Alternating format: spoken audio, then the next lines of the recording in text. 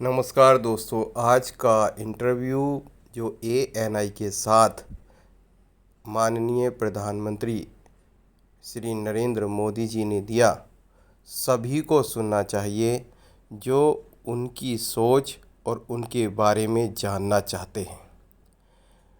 अलग अलग नेता, अलग अलग पार्टी के लोग इस समय हमारे पास वोट मांगने आएंगे, लेकिन मोदी जी को सुनना अति आवश्यक है। सुनिएगा, देखिए। एक फॉर्मेलिटी है। मैं समझता हूं कि 2047 को और 2024 दोनों को मिक्सअप नहीं करना चाहिए। दो अलग चीज़ें हैं। जब देश आज़ादी के 75 साल अमृत महोत्सव मना रहा था, उसी समय मैंने ये विषय सबके सामने रखना शुरू किया था, आज से 1-2 साल पहले। और मैं ये कहता था कि 2047 देश की आज़ादी के 100 साल होंगे। स्वाभाविक रूप से ऐसे जो माइलस्टोन होते हैं वो एक प्रकार से नया उत्साह भरते हैं, नए संकल्प के लिए व्यक्ति को तैयार करते हैं। और उस अर्थ में मेरा मत था कि एक मौका है, 75 साल पर हम खड़े हैं, 100 साल पहुंचने वाले हैं। इस 25 साल का सर्वाधिक उपयोग कैसे करें? हर इंस्टीट्यूशन, हर कोई अपना एक लक्ष्य बनाए। भाई मैं अपना गांव का प्रधान हूं, 2047 तक मेरे गांव में इतना तो मैं करूंगा। RBI को मैं कार्यक्रम में भी गया, 90 साल का उनका था। तो मैंने कहा कि 10 साल बहुत महत्वपूर्ण है, आपके 100 साल होंगे, इस पर अभी से सोचिए। तो मेरे मन में 2047 ये भारत की आज़ादी के 100 साल और देश में एक प्रेरणा जगनी चाहिए। और आज़ादी के 100 साल अपने आप एक बहुत इंस्पिरेशन है, किसी व्यक्ति की जरूरत नहीं है। तो एक पार्ट तो वो है। दूसरा है 2024। 2024 ये चुनाव का हमारा जो क्रम है 5 साल का, उसके हिसाब से वो आया हुआ क्रम है। और मैं मानता हूं कि चुनाव ऑल टुगेदर डिफरेंट थिंग है। एक तरफ इस चुनाव में आप देखते हैं, लोकतंत्र में चुनाव को हमने लाइट नहीं लेना चाहिए। ये एक बहुत बड़ा महापर्व है और इसलिए मेरा तो मत है कि उत्सव के रूप में मनाना चाहिए। उससे जैसे स्पोर्ट्स, उसका जब फेस्टिवल होता है, स्पोर्ट्स के इवेंट होते हैं, वो स्पोर्ट्समैन स्पिरिट को पैदा करते हैं। प्रतिस्पर्धा भी। जब खेल का मैदान होता है तो देखने वाले, खेलने वाले, स्पोर्ट्समैन स्पिरिट का एक एनवायरनमेंट क्रिएट होता है जो हमारे संस्कार बन जाते हैं। चुनाव का ये माहौल अगर हम उत्सव में पलट दें, लोकोत्सव बना दें, तो हमारी रगों में, डेमोक्रेसी आने वाली पीढ़ियों के रगों में वो संस्कार बन जाती है। और लोकतंत्र के लिए बहुत आवश्यक है कि लोकतंत्र ये सिर्फ संविधान की सीमाओं में नहीं बंधना चाहिए, हमारी रगों में होना चाहिए, हमारे संस्कार में होना चाहिए। और उस अर्थ में मैं 2024 को देखता हूँ। ये बात सही है कि हमारा 25 साल का विजन, और उसमें मैंने बहुत काम किया है। और ये आज कर रहा हूँ ऐसा नहीं है। शायद मैं जब गुजरात में था तब भी इन दिशा में सोचता था। अब देखिए 2024 का चुनाव तो देश के सामने एक अवसर है कि एक कांग्रेस सरकार का मॉडल और एक बीजेपी सरकार का मॉडल, उनका 5-6 दशक का काम, मैं उनके लिए बहुत खुला मैदान छोड़ता हूँ। 5-6 दशक का काम और मेरा सिर्फ 10 साल का काम। कंपैरिजन कीजिए, किसी भी क्षेत्र में कंपैरिजन कीजिए, अगर कुछ कमियां होगी तो भी हमारी एफर्ट्स में कमी नहीं रही होगी। दूसरा, मुझे 10 साल में 2 साल तो कोविड की लड़ाई में जाना पड़ा और आफ्टर इफेक्ट भी बहुत था। फिर भी आज हम कंपैरेटिवली देश को स्पीड कहो, स्केल कहो, सर्वांगीण विकास की बात करें तो वो कहें, सर्व समावेशक विकास की बात कहें तो वो देखें। हर पैरामीटर पे आपको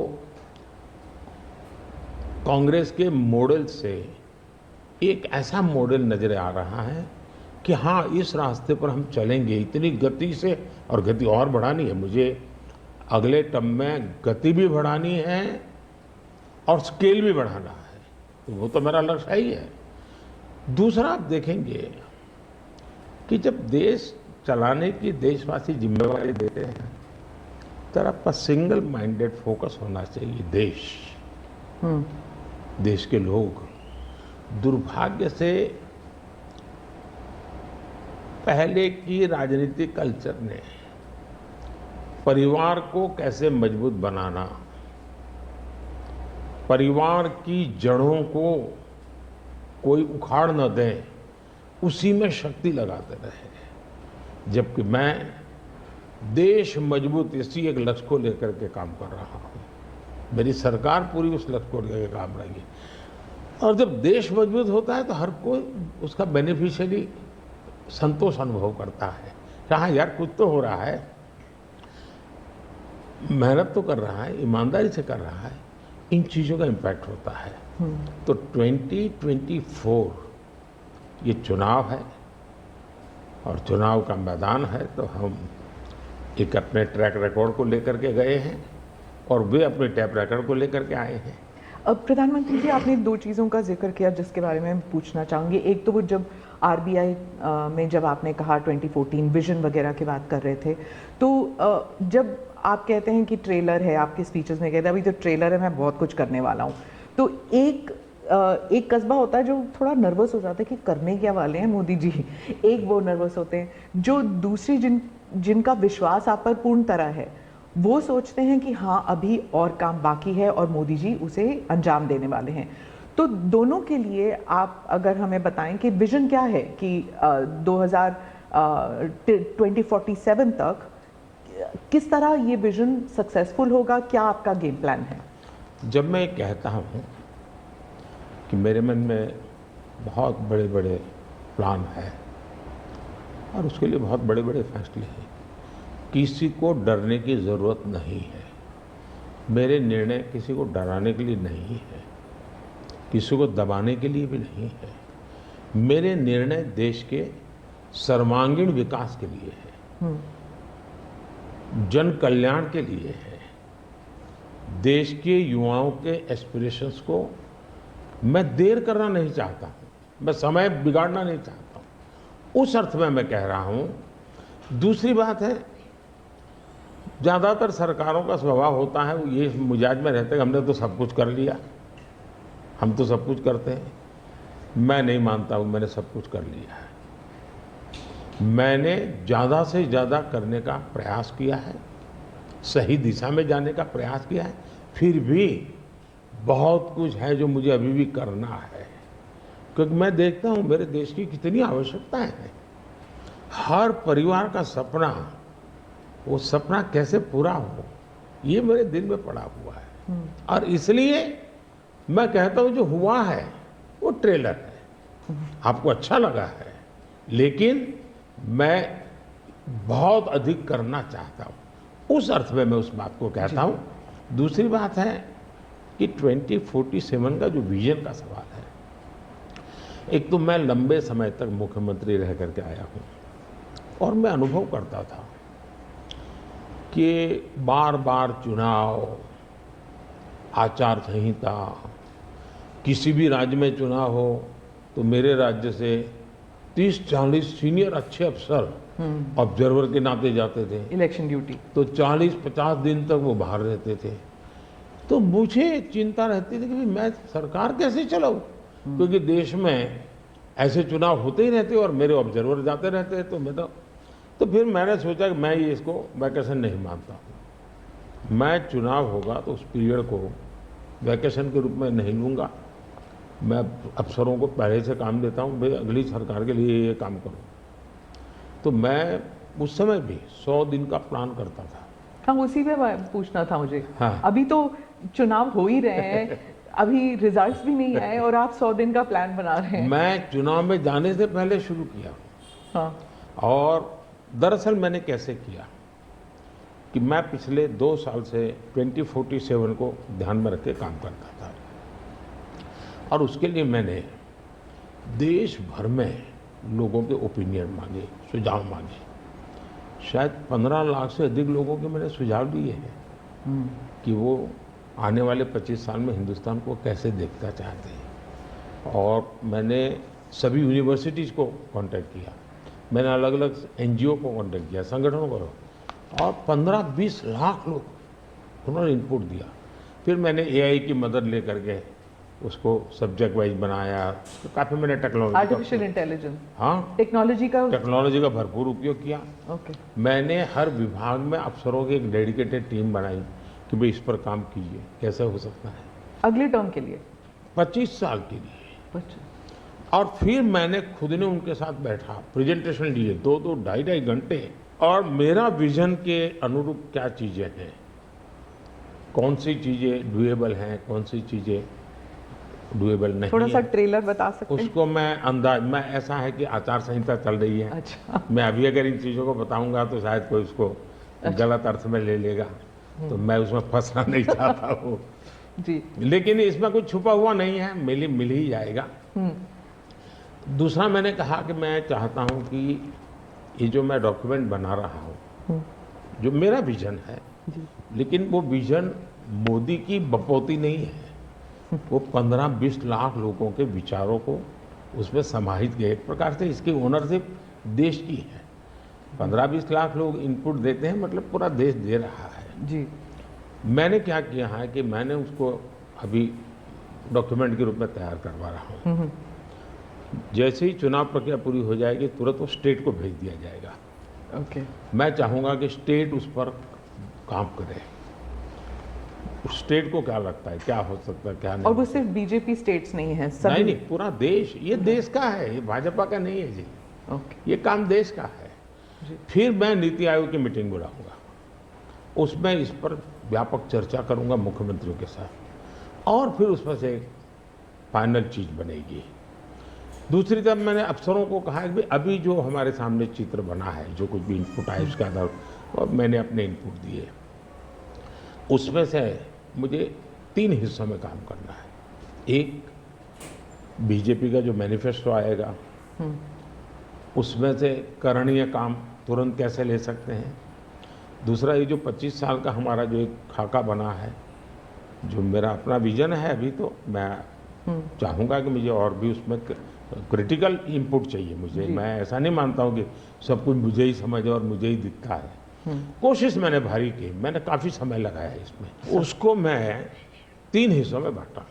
एक 25 साल, उसके लाइट में मेरे नेक्स्ट 5 ईयर, और उसके लाइट में मेरे फर्स्ट 100 डेज।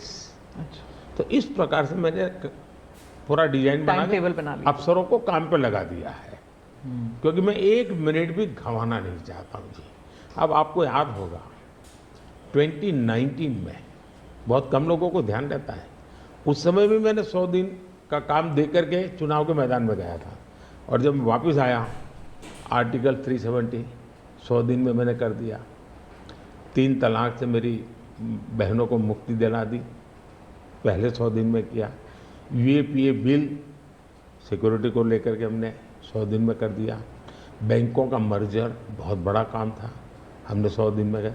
इतना ही नहीं, पशु का टीकाकरण, ये कोविड के टीकाकरण की इतनी चल रहा है ना, मैं देश में पहली बार करीब 15,000 करोड़ रुपया लगा करके पशुओं के टीकाकरण का बड़ा अभियान चला रहा हूँ, और मैंने 19 में पहले 100 दिन में किया था। तो मैं 100 दिन का क्या काम करना वो हैफाजत नहीं करता, मैं बिल्कुल प्लानिंग करके उसको आधार पर आगे चलाता हूँ। मोदी जी, आपने एक टर्म कॉइन किया है जो बहुत ही लोकप्रिय हो गया है, मोदी की गारंटी। अब चुनाव के वक्त कई लोग कह रहे हैं कि क्या उम्मीदवार जो है वो नॉट इम्पॉर्टेंट है, वोट तो सिर्फ मोदी जी को जा रहा है क्योंकि मोदी जी की गारंटी है। तो इलेक्शन के दौरान ये सब टर्मिनोलॉजी इंपॉर्टेंट होता है ना? पहली बात है, उम्मीदवार ही नहीं, चुनाव में हर मतदाता इम्पोर्टेंट होता है। चुनाव में बूथ लेवल का कार्यकर्ता भी इम्पोर्टेंट होता है, कैंडिडेट भी उतना ही महत्वपूर्ण होता है।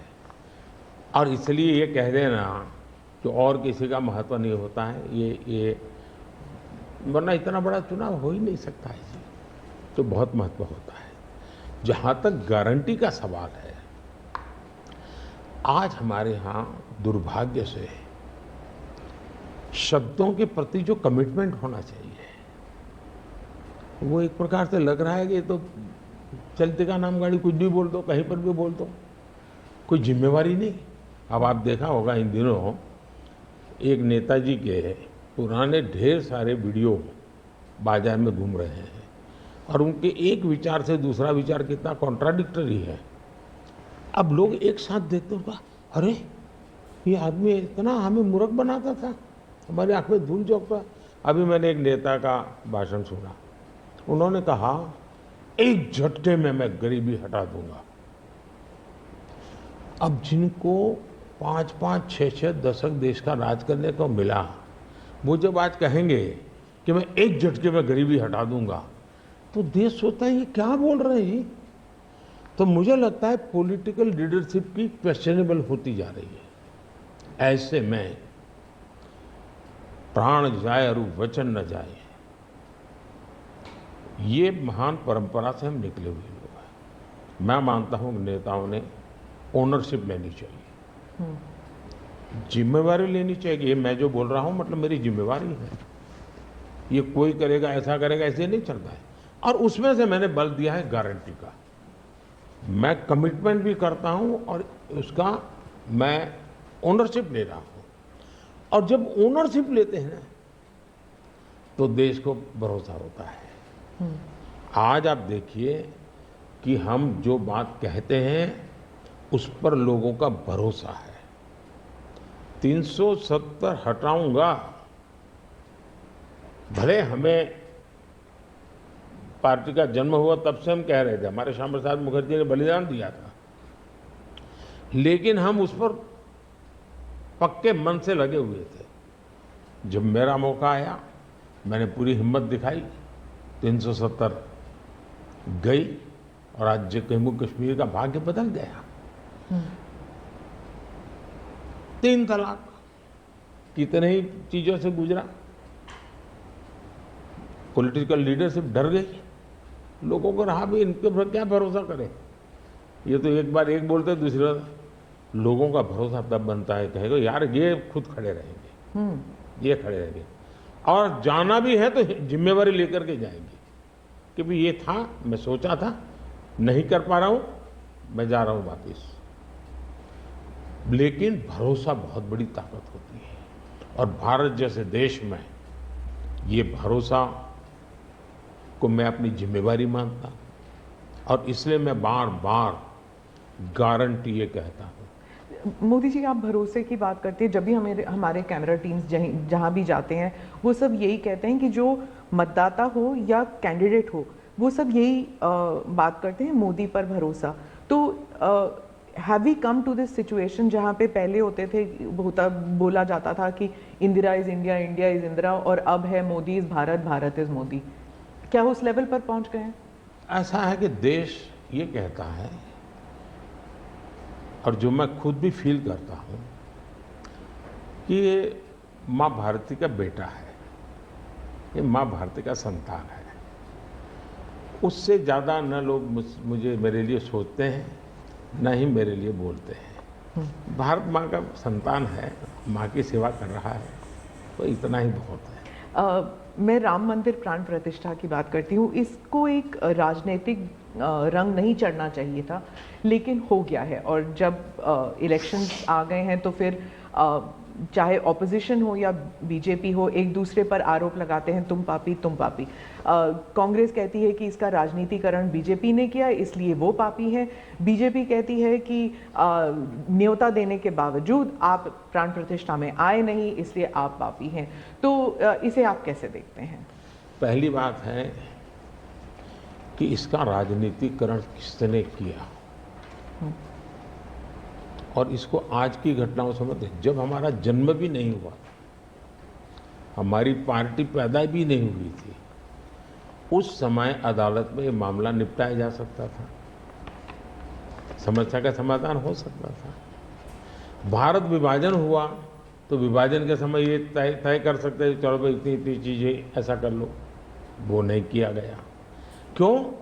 कि एक ऐसा हथियार हाथ में है, जो हथियार वोट बैंक पॉलिटिक्स के लिए मजबूती का एक दांव है, इसलिए उसको पकड़ के रखा गया और बार बार उसको भड़काया गया। अब जब ये अदालत के अंदर मामला चल रहा था, अदालत में अभी जजमेंट ना आए वहां तक कोशिश की गई। न्यायिक प्रक्रिया से होना चाहिए, तो हमारा संविधान हमें कहता है और सरकार की तो जिम्मेवारी है, लेकिन उसमें भी अड़ंगे डालना, ये क्यों? क्योंकि उनके लिए ये राजनीतिक हथियार था, ऐसे लोगों के लिए।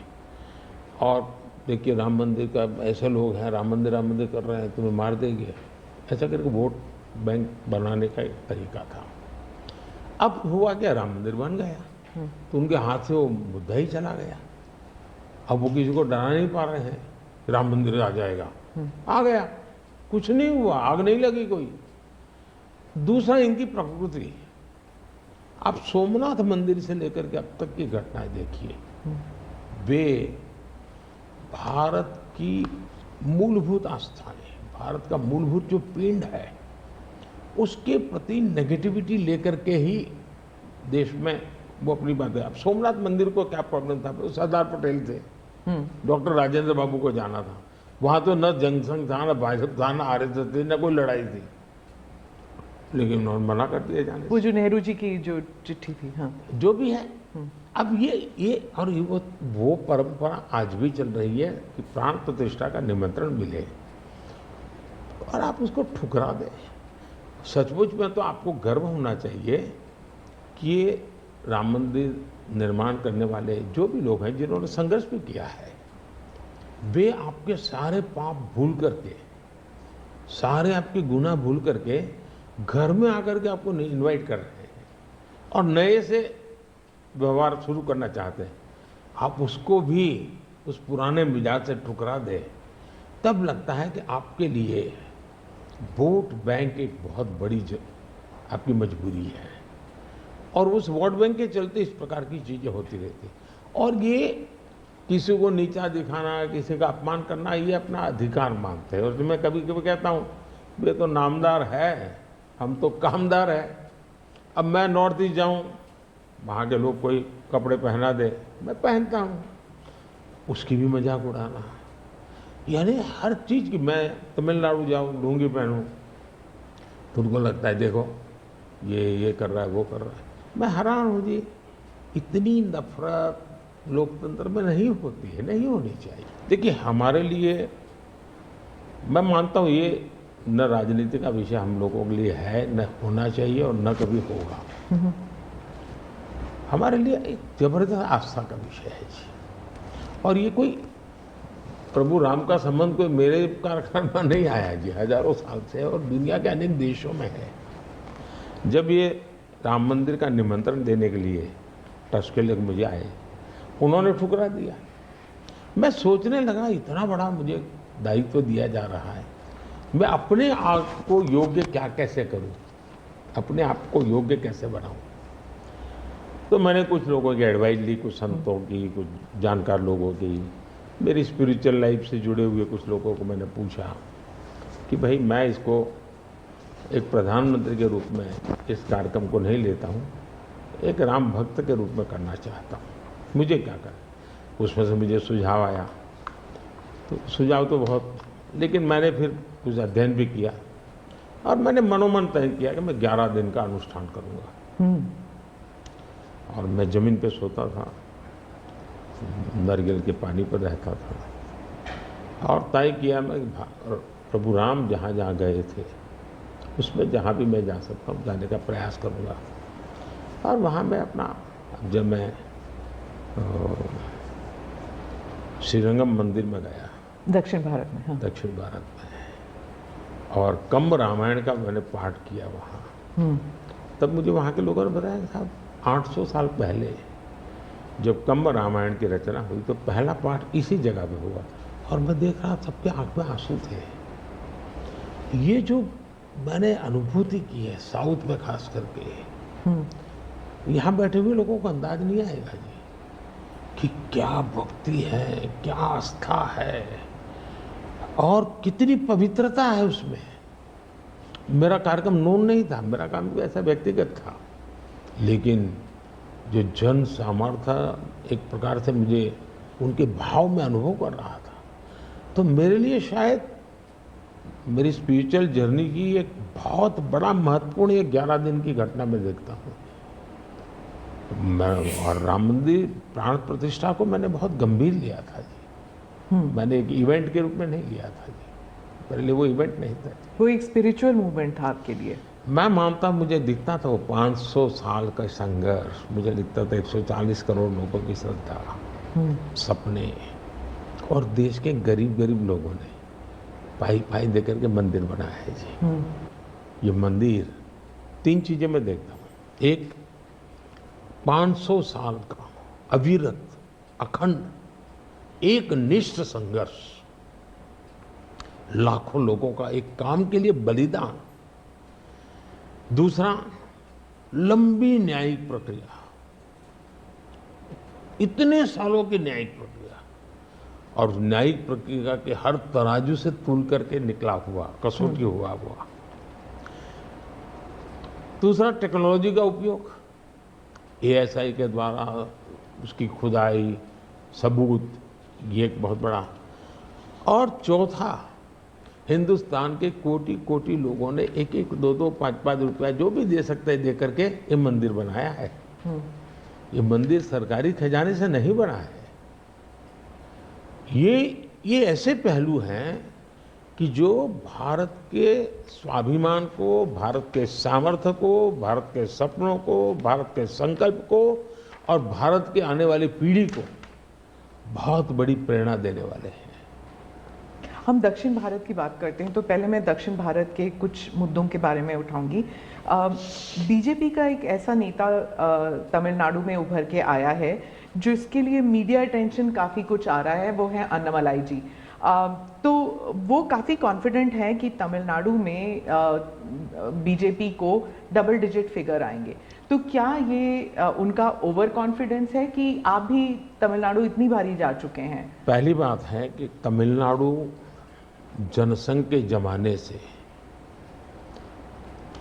और भारतीय जनता पार्टी, मैं कहता हूं 5-5 पीढ़ी हमारी इस विचार के लिए वहां खप चुकी है।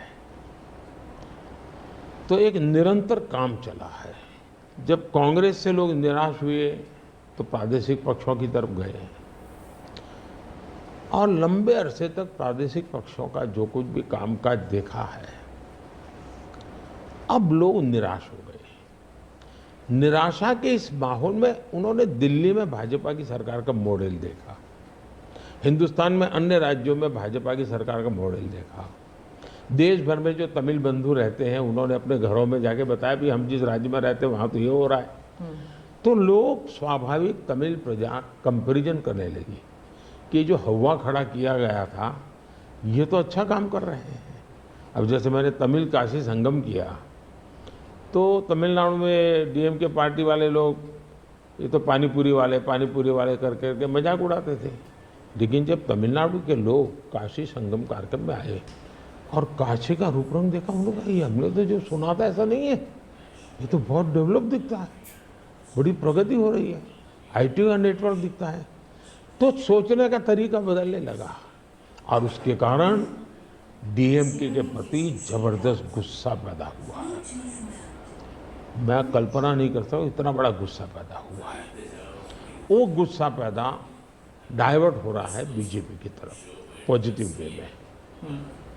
और अन्नामलाई एक बहुत ही अच्छे आर्टिकुलेट है, यंग है, बहुत ही अपनी IPS कैडर में बहुत बड़ी प्रतिष्ठित नौकरी छोड़ कर के आए हैं दूसरा, लोग सोचते कि यार इतना बड़ा होनहार कैरियर छोड़ के आया आदमी, तो डीएमके एआईडीएमके में चला जाता, उसकी तो जिंदगी बन जाती।